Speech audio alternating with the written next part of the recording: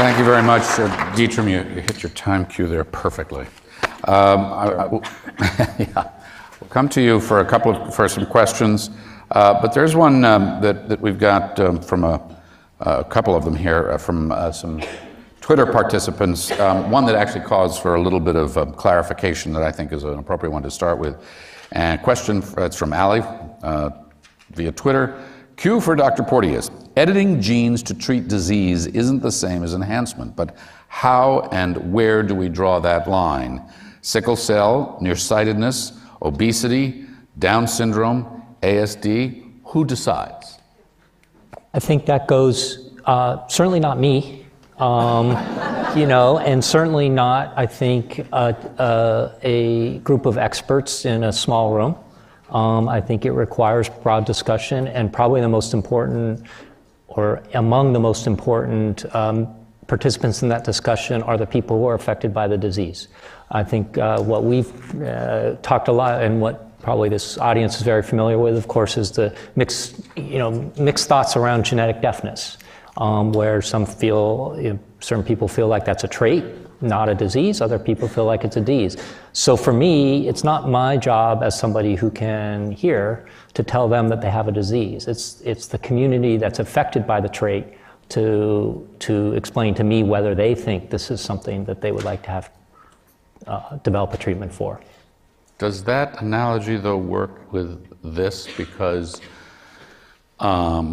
determining what will be regulated, what will be pursued, what will be funded is not the same as someone determining whether they will take advantage or make use of a technology or a treatment that may affect a condition or a disease based on their definition.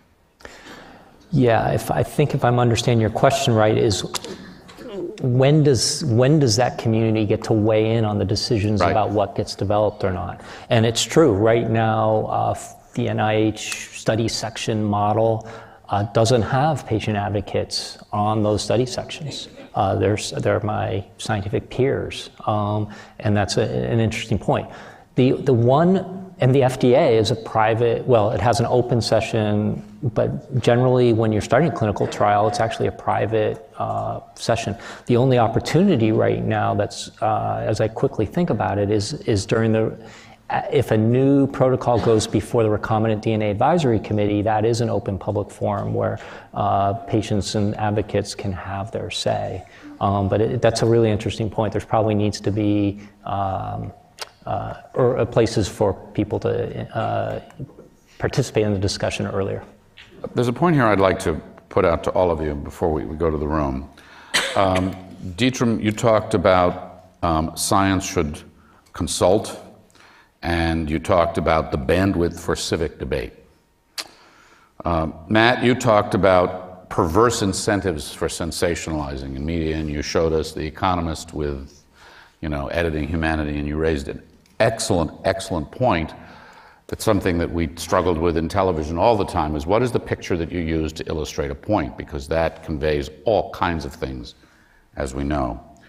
Corey, you talked about the elite and conversations that need to happen, and you're the New York Times and the working journalist here. How do we see any interest in the journalistic community to have equivalent conversations to what we're having here, to recognize their responsibility? Admittedly, it's a very different media landscape, but nonetheless, in this area. If you had asked me that question maybe even 10 years ago, I would have said, that is not our job. Our job is to report the news. Our job is not to... We actually joke in the newsroom, we write about something and then something changes as a result and we say, we make it happen, but it's not our job to make it happen. It's our job to give the news. But the landscape of journalism is changing dramatically, and the definitions of what is a respectable behavior for a journalist, they are widening. We are doing things that we would not have done before. So I don't, I would, you know, it's interesting because papers will convene candidates forums in an election, but I am unaware of a newspaper or a television outlet or any other news outlet convening a public discussion of something like this, although that would be a start.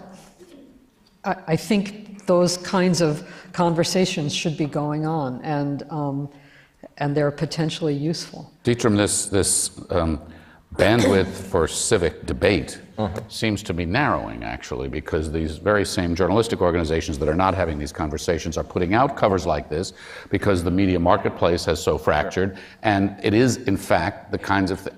If I want you to watch me or to read me, I need to grab you. And that's a dangerous thing and an often inaccurate thing when we're dealing with complexity. Sure. And I'm, just to pick up on what Shanto said earlier, right? We're living in a very paradoxical time where more information is available to all of us more quickly wherever we are, fairly easily on our mobile devices.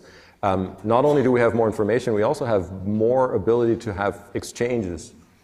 We could have very civil exchanges on Twitter. We could have very and broad exchanges around hashtags and so on. But we can't even make it through this conference without a whole bunch of spam coming in on the Sackler hashtag, right? And so we're living this paradox where there's more ability for discourse, for civil discourse, and for new information. But there's also, it's easier and easier than ever before for us to just see what we want to see, just our side of the story, or just even that story in the first place and not another story.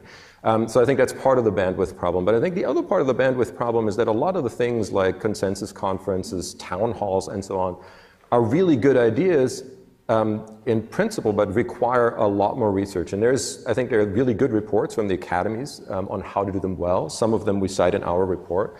But there's also, of course, the acknowledgement that very often what ends up happening is that the people who show up are the people really opposed and really in favor of a technology.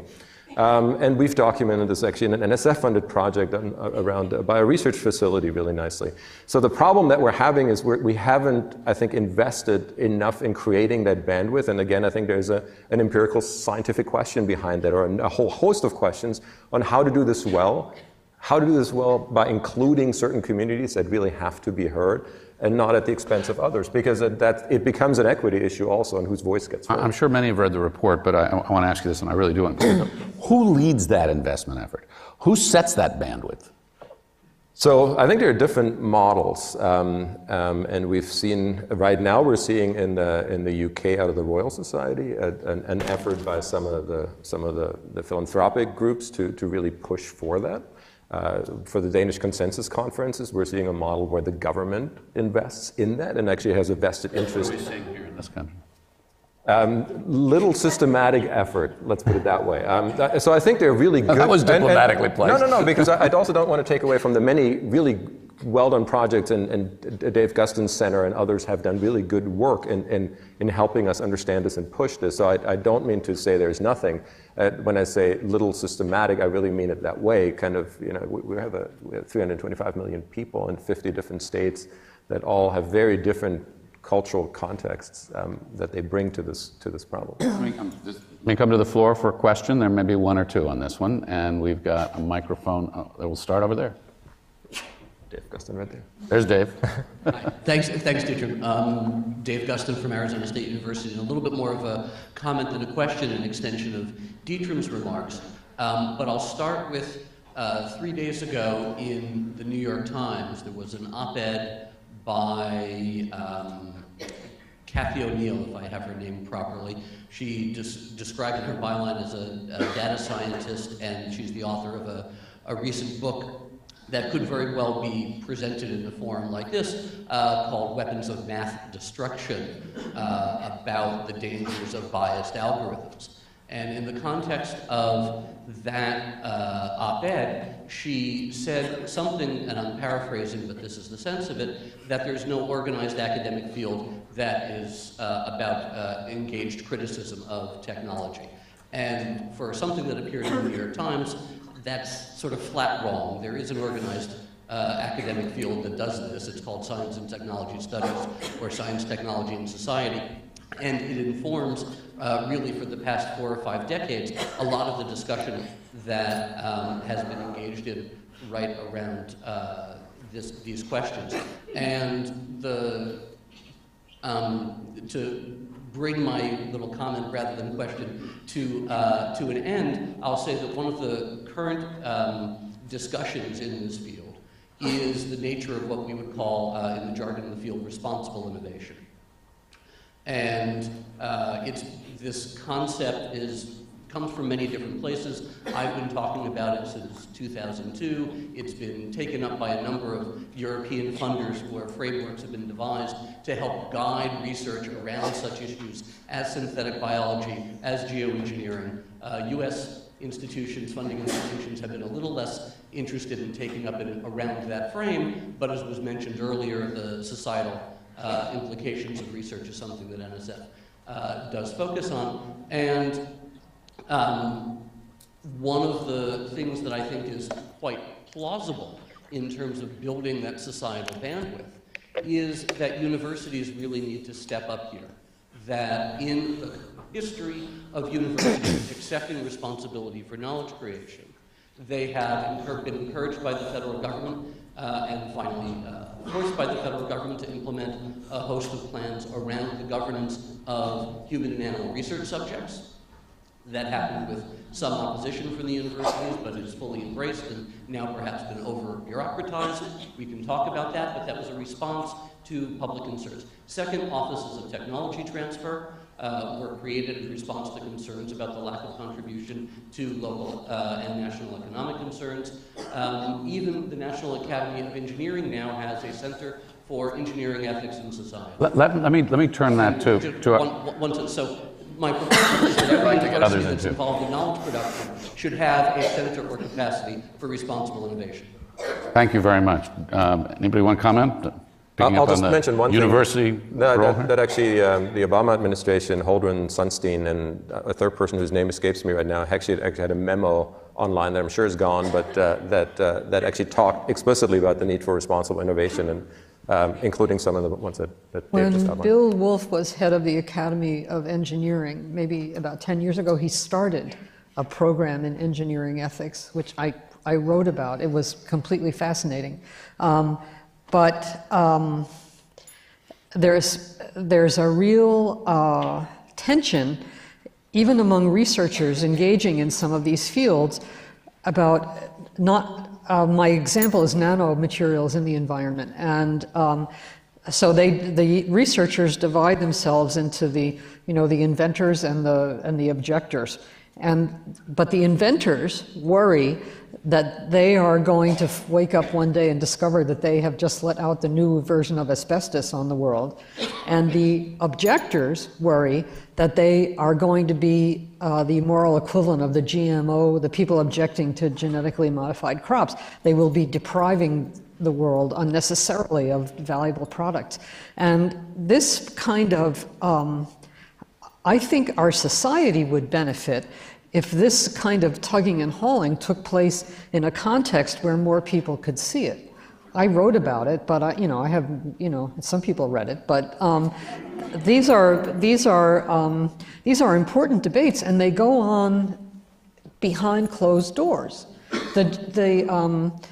The debate over geoengineering, to me, was fascinating when I first started writing about it, because there would be a meeting of researchers working on this stuff, and a big topic of conversation was, should we tell the world we're doing this? So should those debates be behind closed doors? Would that generate the kind of civic debate that you're talking about?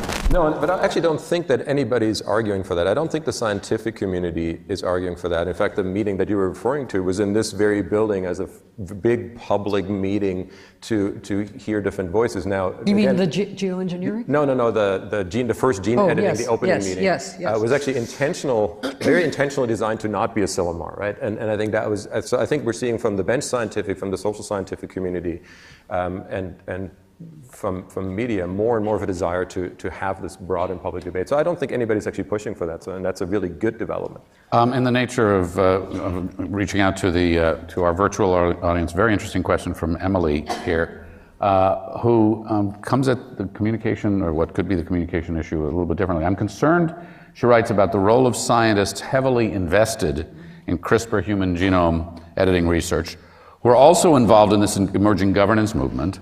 I'm interested to hear the panelists' thoughts on the role of scientists who have a financial investments, patents, partners in biotechnology startups, in CRISPR being involved in these high-level conversations about governance of the technology. And that cuts directly to the credibility issue of communication, Matt. It's not simply a CRISPR issue, right? It's a conflict of interest issue across all developing technologies. The person who has the most expertise is we're rewarded for filing intellectual property and creating patents and and we're encouraged to try to translate our discoveries into products that are helpful. But how do you make sure that your view there's transparency? That fundamentally compromises you as a communicator, though, doesn't it? Does it? I don't know if it compromises you. I mean, the question is if you're... I'm interviewing you on my television show, and you're maybe going to get rich from this thing that you're in to talk to me about. First of all, I need to know that, and I need to convey that to the audience. That's right. But and so we call that transparency, and that can work. But wouldn't the audience be watching you with a little bit different eye, knowing that you're an investor in this technology that you say is going to be life-changing? I actually think that's the most intractable issue in this whole subject. Interesting. Because we discuss this often in the science department. How much time and effort should we devote to tracking the financial conditions of the researchers whose work we're reporting on? And to cut a long story short, you could never really do an adequate job of that.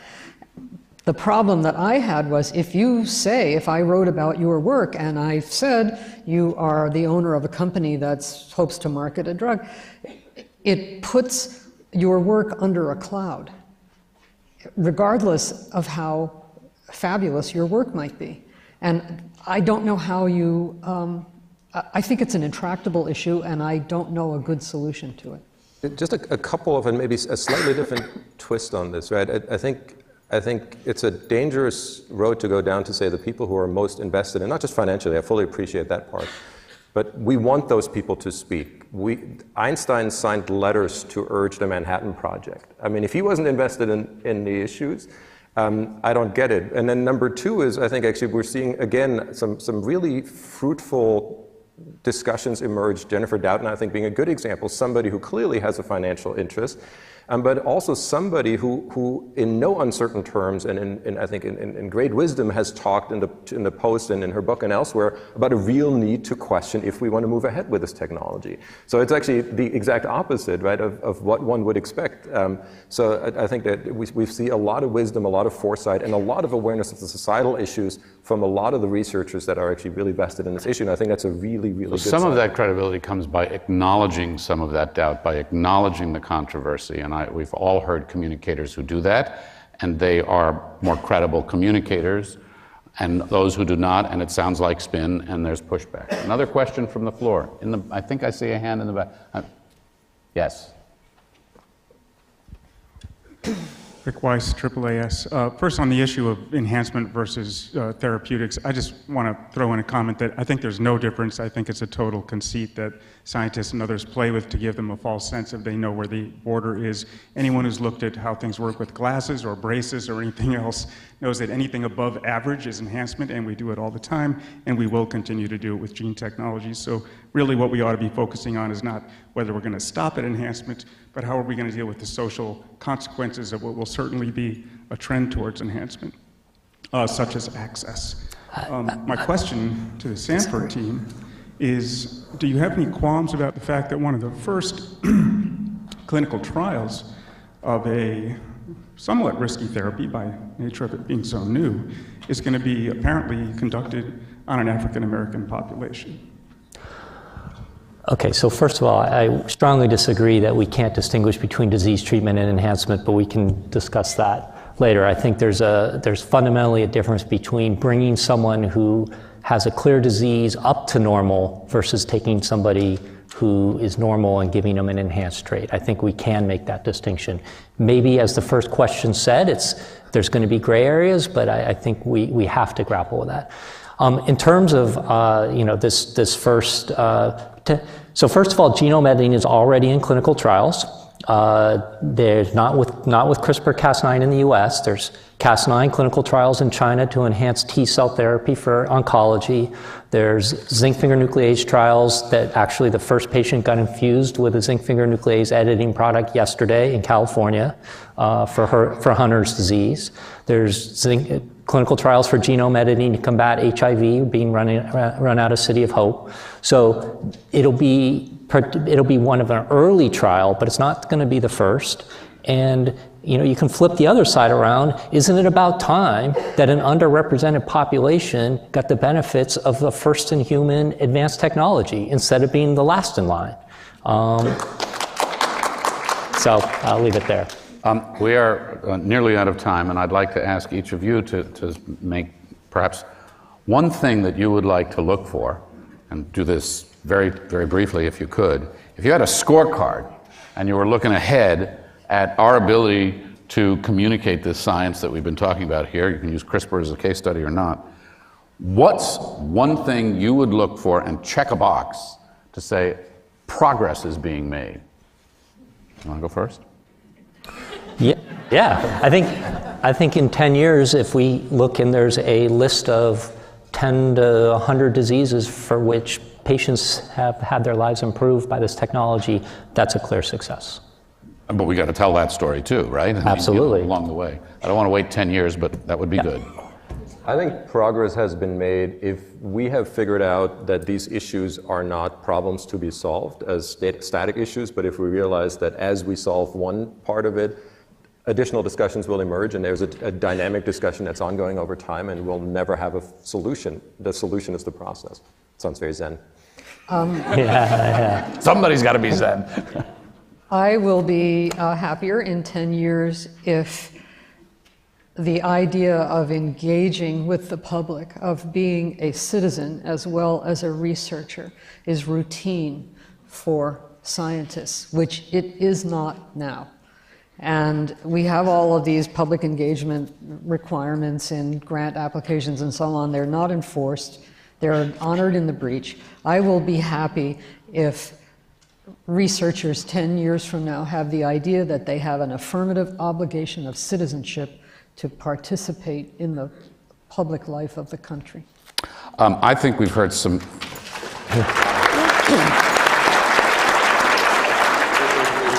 important things here today, and Baruch is going to wrap it up for us in just a moment. But I would say this. I think some of the most significant things is I think of my experience in the newsroom, and I think about this topic and how this gets communicated or it doesn't get communicated. One is the audience. Who are you talking to?